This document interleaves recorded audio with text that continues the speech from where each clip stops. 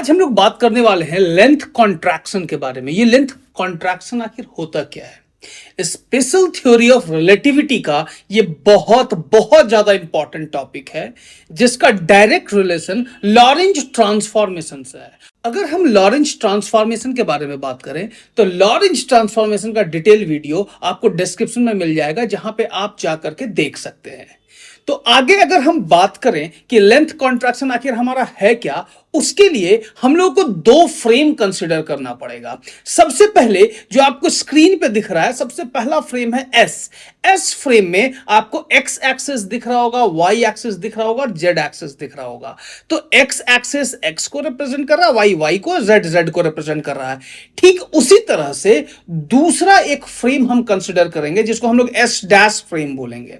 ठीक है ना। और एस डैश फ्रेम का जो एक्सेस होगा उसको एक्स डैश फ्रेम बोलेंगे, वाई डैश फ्रेम बोलेंगे और जेड डैश फ्रेम बोलेंगे। ठीक है ना। वो जेड डैश एक्सिस बोलेंगे, X dash axis, Y dash axis and Z dash axis. ठीक है। तो इसी के साथ अगर हम बात करें कि ये दोनों जो फ्रेम है दोनों ही इनर्शियल फ्रेम है, क्योंकि स्पेशल थ्योरी ऑफ रिलेटिविटी सिर्फ और सिर्फ इनर्शियल फ्रेम के लिए वैलिड है, हमारा एक्सीलरेटेड फ्रेम के लिए वैलिड ये नहीं है। ये हम लोग को पता है, इसीलिए हम लोग कंसीडर कर लिए हैं कि ये दोनों ही फ्रेम हमारा इनर्शियल फ्रेम है। और इस जगह पे जो हमारा फ्रेम एस डैश है वो v वेलोसिटी से मूव कर रहा है आगे की तरफ, जैसे कि आपको यहां पे दिख भी रहा है। और एस डैश फ्रेम में ही हम लोगों ने एक रॉड रखा है। रॉड जो रखा हुआ है वो एस डैश फ्रेम में रखा हुआ है। इसका मतलब यह है कि जैसे जैसे एस डैश फ्रेम हमारा v वेलोसिटी से मूव करेगा, हमारा रॉड भी v वेलोसिटी से मूव करेगा। इसका मतलब अगर यहां पे आपको दिख रहा है कि ये हमारा ऑब्जर्वर ओ डैश है और ये ऑब्जर्वर ओ है, O dash observer S dash का है और ओ ऑब्जर्वर एस का है, एस फ्रेम का है, तो ओ डैश के रेस्पेक्ट में इसका लेंथ चेंज नहीं करेगा, क्योंकि दोनों ही सेम फ्रेम में है। ठीक है ना। ये बात को समझना है, इसी को हम लोग डिटेल में बात करेंगे आगे। तो चलिए एक बार देख लेते हैं कि हम लोग को और क्या क्या लिखना है इस पार्ट में। जैसे कि यहां पे आपको स्क्रीन पे दिख रहा है एक डायग्राम हम क्लियरली बनाए हुए हैं, और ये डायग्राम को आपको अच्छे से समझना पड़ेगा। डायग्राम आखिर है क्या? जैसे कि यहां पे दिख रहा है ये हमारा एस डैश फ्रेम है, ठीक है ना, और ये हमारा एस फ्रेम है। एस फ्रेम के रेस्पेक्ट में S dash frame v velocity से मूव कर रहा है, कांस्टेंट v वेलोसिटी से मूव कर रहा है। ठीक है ना। और यहां पे ए बी हमारा रॉड है, ए बी हमारा क्या है? रॉड है, और ये रॉड रखा हुआ है एस डैश फ्रेम में। और एस डैश फ्रेम से अगर इस रॉड के पोजीशंस के बारे में बात किया जाए तो ओ डैश से लेकर के ए का डिस्टेंस हमारा x dash x one dash होगा, और ओ डैश से लेकर के बी का पोजीशन एक्स टू डैश होगा, जो कि आपको क्लियरली दिख रहा है। ठीक उसी तरह से एस डैश फ्रेम का अगर हम बात कर लिए हैं तो एस फ्रेम के बारे में बात करें तो x1 डिस्टेंस होगा a तक का, o से a तक का डिस्टेंस हमारा x1 होगा पोजीशन, और x2 होगा हमारा o से लेकर के b तक का पोजीशन। सिंपल। ठीक है ना। तो अगर हम लेंथ के बारे में बात करें, मतलब कि एस डैश फ्रेम के बारे में बात करें, तो उसके कंपैरिजन में जो हमारा लेंथ ऑफ द रॉड होगा वो x2 dash minus x1 dash होगा, जो कि आपको यहां पर क्लियरली दिख भी रहा है।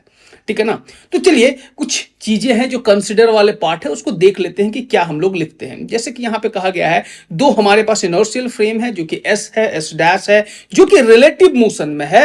As S dash moves with uniform velocity v, दोनों ही रिलेटिव मोशन में है, और जो एस डैश है वो v वेलोसिटी से मूव कर रहा है। ये हम लोग देख रहे हैं ना कि हमारा जो एस डैश फ्रेम है वो v वेलोसिटी से मूव किया।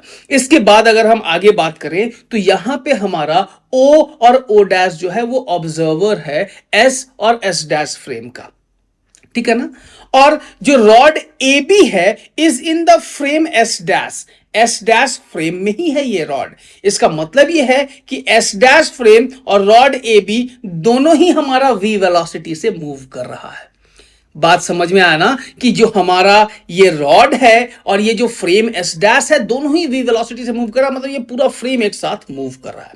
तो इसी के साथ अगर हम यहां पे बोले मतलब कि original length of the rod, तो हमारा o डैश ही देख पाएगा ना, ओरिजिनल लेंथ जो होगा जिसको हम लोग एल नॉट कहेंगे वो तो हमारा ओ डैश यानी कि एस डैश फ्रेम से ही देखा जाएगा। तो इसका जो कोऑर्डिनेट होगा वो x2 dash minus x1 dash होगा। x2 dash minus x1 dash को ही हम लोग एल नॉट भी बोलेंगे। चलिए इसको हम लोग यहां पे देख लेते हैं। For S dash frame length of the rod will be, length of the rod will be क्या हो जाएगा, x2 dash minus x1 dash जिसको हम लोग एल नॉट बोले। क्लियर ना, इसको हम लोग क्या बोल दिए, एल नॉट। ठीक उसी तरह से अगर हम length of the rod from S frame के बारे में बात करें तो वो हमारा हो जाएगा x2 माइनस x1 जिसको हम लोग एल बोल दिए। अब ये एल हमारा इस एल नॉट से अलग आएगा क्योंकि हमारा S dash frame V velocity से मूव किया और लॉरेंज ट्रांसफॉर्मेशन के अनुसार हमारा कुछ चेंजेस हम लोग को यहां पे देखने को मिल सकता है। तो चलिए आगे हम लोग बात करेंगे कि हमारा ये लॉरेंज ट्रांसफॉर्मेशन आखिर है क्या। चलिए एक बार देख लेते हैं कि हमारा ये लॉरेंज ट्रांसफॉर्मेशन क्या है। लॉरेंज ट्रांसफॉर्मेशन वाई एक्सिस और जेड एक्सिस के बारे में तो बात नहीं करेंगे क्योंकि ना ही एक्स एक्सिस में कोई वाई एक्सिस में ना ही मोशन हुआ है ना ही जेड एक्सिस में हुआ है। मोशन तो हमारा एक्स एक्सिस में हुआ है। तो चलिए बात करते हैं। यहां पे बोला जाएगा कि according to Lorentz transformation x1 dash is equal to x1 minus VT divided by root under 1 minus B square by C square. ये हमारा x1 डैश के बारे में हम लोग बात किए अकॉर्डिंग टू लॉरेंज ट्रांसफॉर्मेशन। ठीक उसी तरह से जैसे हम लोग x1 के बारे में बात किए हैं क्योंकि मोशन हमारा x एक्सिस में है, ठीक उसी तरह से x2 डैश के बारे में बात करेंगे तो हमारा हो जाएगा x2 minus VT divided by root under 1 minus V square by C square जो कि स्क्रीन पर दिख रहा है। ठीक उसी तरह से अगर हम बोले कि एल नॉट जिसको हम लोग x2 dash minus x1 dash बोलते थे उसको लिखेंगे कैसे, तो वो हमारा हो जाएगा x2 डैश मतलब कि एल नॉट इक्वल टू लिखेंगे x2 dash minus x1 dash, ठीक है ना, जिसको हम लोग यहां पे सॉल्व करके लिखे हैं x2 minus VT minus x1 minus VT divided by, क्योंकि root under 1 minus B square by C square तो दोनों जगह पे कॉमन था ना, तो एलसीएम लेकर के इस तरह से लिख दिया।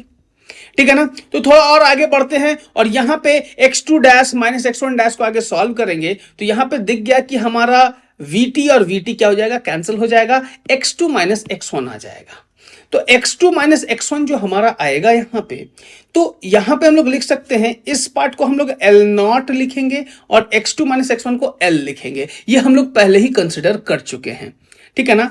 तो x2 डैश माइनस यहां पे जो फाइनल एक्सप्रेशन आया that is x2 dash minus x1 dash equal to x2 minus x1। यहां पे हम लोग जानते हैं कि x2 dash minus x1 dash को हम लोग L नॉट बोलते हैं और x2 माइनस x1 को L बोलते हैं। ये भी आपको क्लियरली दिख रहा है ना। तो इसी के साथ जब हम इसका वैल्यूज यहां पे हम लोग L नॉट और यहां पे L पुट करेंगे तो हमारा रिलेशन कुछ इस तरह से दिखेगा, L not equal to L divided by root under 1 minus V square by C square.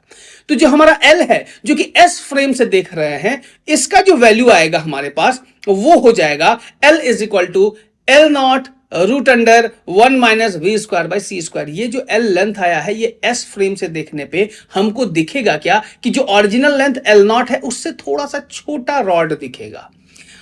S frame हमारा मूव नहीं कर रहा है, मान लेते हैं रेस्ट में है, और S dash frame v velocity से मूव कर रहा है। S डैश फ्रेम को जब हम देखेंगे, ठीक है ना, और ये जो v वेलोसिटी होना चाहिए ना, ये अप्रोक्सीमेट वेलोसिटी मतलब कि स्पीड ऑफ लाइट को अप्रोच करने वाला वेलोसिटी होना चाहिए। ऐसा नहीं कि 50 किलोमीटर पर आवर की स्पीड से चल दी है, ठीक ना, ऐसा नहीं होना चाहिए। यहां पे हमारा स्पीड ऑफ लाइट यानी कि अगर हम बात करें v के बारे में तो v equal to 0.8 c 0.9 c ऐसा वैल्यू का होना चाहिए, तब आपको लेंथ कॉन्ट्रैक्शन देखने को मिलेगा, थोड़ा सा लेंथ में कमी देखने को मिलेगा। मतलब कि जो रॉड अगर 1 मीटर का है तो हो सकता है वो 0.9 मीटर का आपको दिखे, ठीक है ना। तो ये मजेदार चीज है स्पेशल थ्योरी ऑफ रिलेटिविटी का कि कोई भी चीज अगर बहुत हाई स्पीड से मूव करता है तो उस केस में उसका लेंथ थोड़ा सा कम हो जाता है, ठीक है ना। तो इसी को फेनोमेना को हम लोग कहते हैं लेंथ कॉन्ट्रैक्शन, और इसको सजेस्ट किया गया था लॉरेंज और फिट्जजेराल्ड के द्वारा, इसीलिए इसको लॉरेंज फिट्जजेराल्ड कॉन्ट्रैक्शन भी कहते हैं। उम्मीद करते हैं आपको ये लेक्चर अच्छे से समझ में आ गया होगा, ये डेरिवेशन अच्छे से समझ में आ गया होगा, इससे रिलेटेड कोई भी डाउट नहीं है आपको। अगर आपको डाउट नहीं है तो चैनल को सब्सक्राइब कीजिए और इस वीडियो को लाइक कीजिए और कमेंट कीजिए कि आपको और किस तरह के वीडियोस चाहिए। तब तक के लिए जय हिंद, जय भारत।